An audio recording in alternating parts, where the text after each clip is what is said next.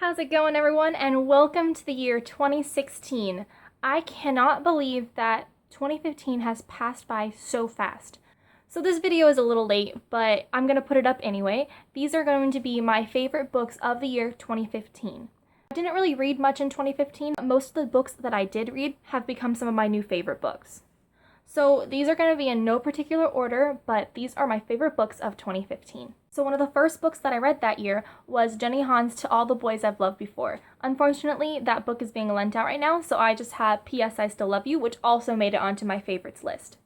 These books have basically introduced me into a more variety world of contemporary books. I was not really a fan of contemporaries until really Anna and the French Kiss, but I only wanted to read those and Rainbow Rowell books. But Jenny Han's To All the Boys I've Loved Before has introduced me into a whole new world of contemporary. I just wanted to read more and more and more.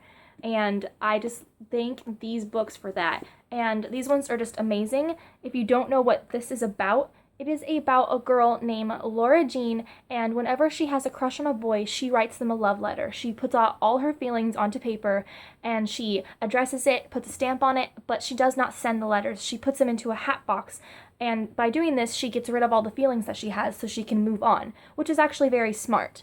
But one day she finds out that the box is gone, and a boy that she has sent a letter to comes up to her asking her about this letter, and all hell breaks loose after that. So it's just a funny concept to get, and it was really interesting to see how Laura Jean reacted to this, because I would not react that well to that situation. Another new favorite for me in 2015 was the author Morgan Matson. I absolutely fell in love with her books. Books that I fell in love with the most was Since You've Been Gone and Amy and Roger's Epic Detour. I absolutely love these books. I read this one first, and then I read Amy and Roger's Epic Detour immediately after that.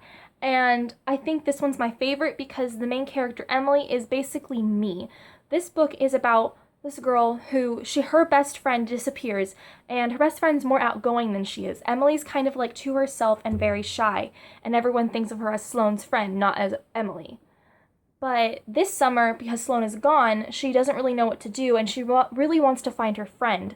But then she finds this list that Sloane has left behind for her. She thinks that by doing everything on this list, it will somehow lead her back to her best friend.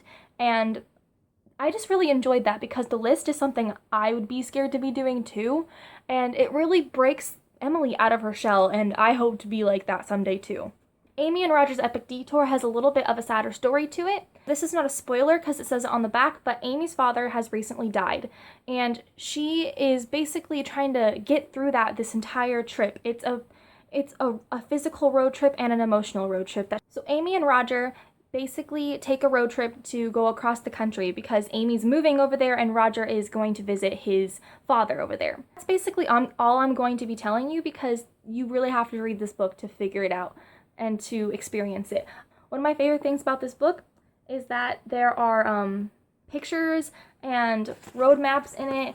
They have their menus sometimes in there from the places that they go. There's drawings. It's a fantastic book. There's also playlists that they decide on what to listen to when they drive across the country. Another favorite of mine this year is surprisingly not a fiction book. It's a nonfiction book, and that is We Should Hang Out Sometime by Josh Sundquist. I don't know how to say his last name. That's how I'm going to do it. But this book is basically about the YouTuber Josh, and he explains that at the age of 25, he realized that he had never had an actual girlfriend. So he goes back and interviews and analyzes all the almost girlfriends that he's ever had. And it's just a funny, crazy ride that we go on with Josh in this. And it's fantastic. I absolutely loved it. And it really makes you look at yourself. And it shows you that it's not you who's the problem if you don't have a relationship or if you are struggling in relationships. So I highly recommend this for almost anyone.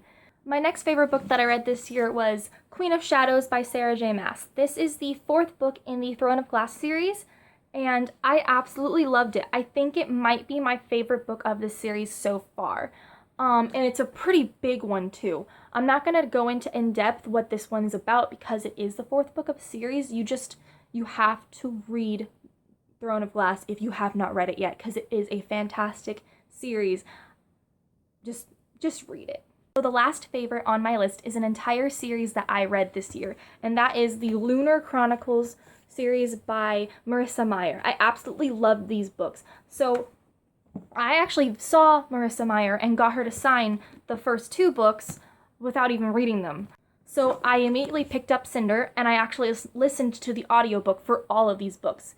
And it was really fun. You should definitely listen to the audiobook for these. And I flew through this book, and absolutely devoured this book. I think this is my favorite of the series so far. Winter, I just finished Winter a few days ago when on my road trip down from I went up to Sacramento, and I basically listened to the audiobook on the ride up there and on the ride down. And yeah, it was fantastic. I might be doing a review on this book. We'll see. If you want to know more about the Lunar Chronicles, I made a video where I explained a lot about it in my Top 5 Wednesday video about the top 5 story retellings. So I will link that one down below. And that is all I have for you. That was my favorite books of the year 2015. I hope you guys had a wonderful year like I did. Let me know which ones were your favorite books and which ones you're most looking forward to in the coming up year. And I will see you guys again in my next video. Goodbye!